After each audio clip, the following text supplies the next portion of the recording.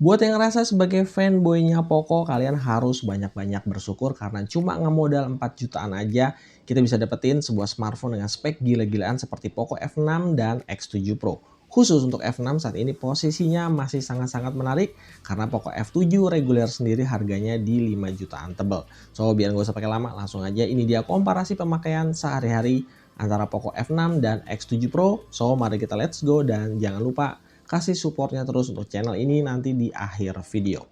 Thank you.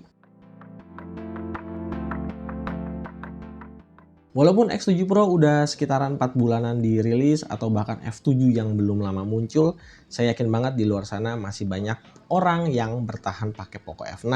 Karena sebenarnya smartphone ini tuh punya spek dan fitur yang flagship killer banget, cuma kurang optimal aja di awal-awal rilis. Celakanya ternyata Poco F7 Pro juga punya kejadian yang hampir mirip walaupun nggak separah kayak di F6. Keduanya sama-sama memble di awal rilis tapi mulai kece di pertengahan jalan. Di sini jadi kelihatan banget kalau Poco Indonesia itu sepertinya emang keburu-buru untuk ngerilis smartphone baru tanpa merhatiin sisi final dari softwarenya. Beruntung developer HyperOS ternyata cukup gercep buat ngasih software update optimalisasi. Kalau kita bandingin kedua smartphone ini, yang pertama kali bakal kelihatan adalah perang antara dua pabrikan SoC paling populer saat ini, yaitu MediaTek Dimensity di Poco X series dan Qualcomm Snapdragon di Poco F series. Kalau nggak sengaja mau dicari-cari perbedaannya, performa kedua smartphone ya levelnya sama. Di pengetesan benchmark ataupun di pemakaian sehari-hari, keduanya hampir nggak terasa ada perbedaan yang gimana-gimana. Di tes main game dengan setting dan kondisi sekitaran yang sama, hasil data analisanya nggak terlalu beda yang signifikan. Ini semua bisa terjadi karena kedua smartphone ini emang sudah berada di kondisi firmware OS yang optimal, terutama di Poco F6 yang dulu banget suhunya tuh sangat-sangat tidak bersahabat. Percobaan testing menggunakan 3 buah gaming dengan genre berbeda, mulai dari Mobile Legends, Delta Force, dan Genshin Impact. Kesimpulannya kita bisa dapetin performa maksimal. Rata-rata framerate dari X7 Pro FPS-nya bisa sedikit lebih baik daripada F6, antara 2-3 FPS. Cuma untuk data stability, keduanya emang masih sama-sama suka fluktuatif naik turun. Manajemen suhu di kedua smartphone juga relatif aman. Suhu di Poco F6 1-2 derajat bisa lebih tinggi dengan suhu maksimalnya cuma 43 derajat Celcius. Tapi yang menarik ternyata untuk konsumsi daya, Poco X7 Pro justru makan daya yang lebih tinggi sekitar 1-2% bedanya. Sayang seribu sayang walaupun speknya ngeri, kedua smartphone ini kelihatan cupu karena nggak punya protokol bypass charging.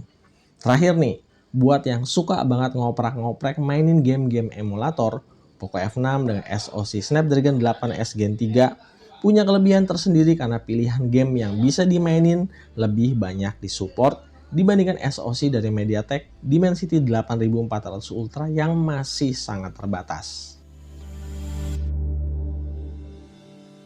Oke, di bagian ini mungkin akan penting buat kalian yang concern sama kapasitas baterai plus seberapa lama daya tahan baterainya ketika dipakai sehari-hari. Soalnya dengan ekstra baterai 1000 mAh, Poco X7 Pro punya nafas yang lebih panjang dan potensial banget untuk bisa hidup seharian penuh hanya dalam sekali ngecharge. Ya balik lagi tergantung dari gaya pemakaian masing-masing user. Tapi kalau mau kita bandingin lewat data SOT, selisihnya bisa lumayan banyak antara 1,5 sampai 2 jam dan angka tersebut menurut saya lumayan. Untuk durasi ngecharge-nya ada selisih sekitar 15 menit menggunakan charger bawaan yang kebetulan sama-sama punya output daya di 90 watt.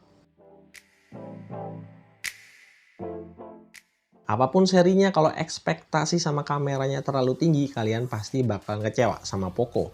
Tapi kalau posisi kalian bisa tahu diri sama duit yang udah kita keluarin, kedua smartphone ini ya not bad at all dan nggak pakai gimmick-gimmickan. Seenggaknya untuk bisa menghasilkan gambar yang oke atau video 4K 60 fps yang stabil, keduanya udah cukup baik untuk semua kebutuhan. Karakter dari ISP bawaannya emang sedikit berbeda ya antara Snapdragon dan MediaTek. Poco X7 Pro punya karakter kontras dan sharpness yang lebih di-boost, sementara di Poco F6 bagian shadow dan highlightnya bisa terekspos lebih baik. Untuk hasil lengkapnya kayak gimana? Monggo dicek sendiri aja beberapa sampel dari kedua smartphone ini.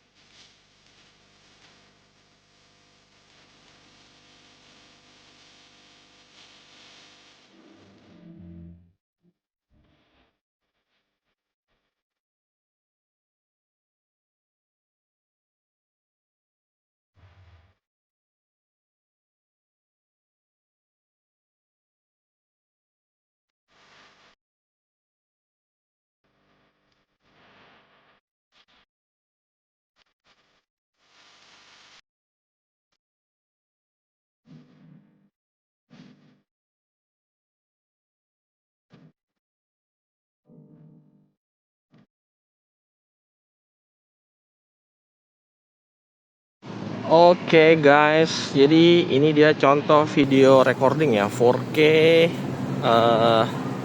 60 fps. Ini 4K 60 fps Poco F6 dan X7 Pro. Bisa dilihat ya, ini kalau warna punyanya X7 Pro ini kayaknya ngangkat banget ya, ngeboost kontras banget. Untuk stabil gimana menurut kalian? 4K 60 fps ya. Kalau stabil nih sama-sama stabil nih. Oke, ini dia contoh video Full HD 30 fps Poco X7 Pro dan Poco F6 atau X7 Pro dan F6. Bedanya di X7 Pro dia bisa pindah-pindah lensa ya. Ke lensa ultrawide, terus balik lagi ke lensa utama. Kalau Poco F6 nih belum bisa nih. Ya.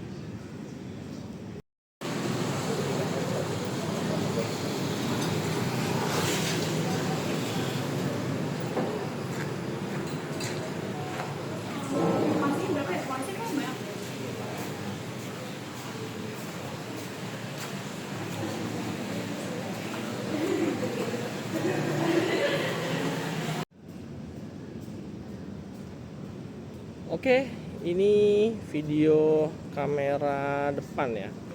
Ini video kamera depan. Di sini kelihatan banget kalau si Poco F6 lebih baik, dia bisa Full HD 60 fps. Sementara X7 Pro dia Full HD 30 fps doang.